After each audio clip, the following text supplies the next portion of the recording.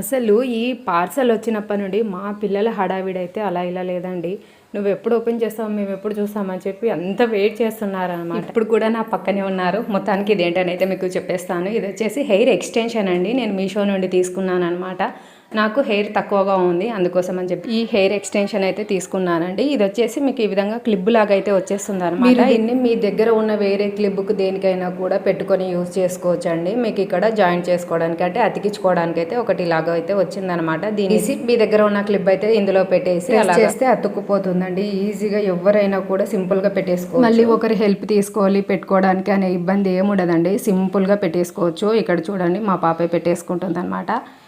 పెద్ద పెద్ద సౌరమ లాంటిది ఏంటంటే మనకు పెట్టుకోవడానికి ఒకరికి రాదు, ఇంకొకరి హెల్ప్ అయితే తీసుకోవాల్సి ఉంటుంది. కానీ దీనికి సింపుల్గా మీరు జడ అలాగా అల్లేసుకొని కింద పెట్టేసుకుంటే నార్మల్ హెయిర్ లాగా ఉంటుందండి. మీ నార్మల్ జడ ఏ విధంగా ఉంటుందో ఆ విధంగా ఉంటుంది. ఇది మీ హెయిర్ అనే అనుకుంటారు, మళ్ళీ హెయిర్ ఎక్స్టెన్షన్ పెట్టుకున్నారని అయితే అస్సలు అనుకోదండి.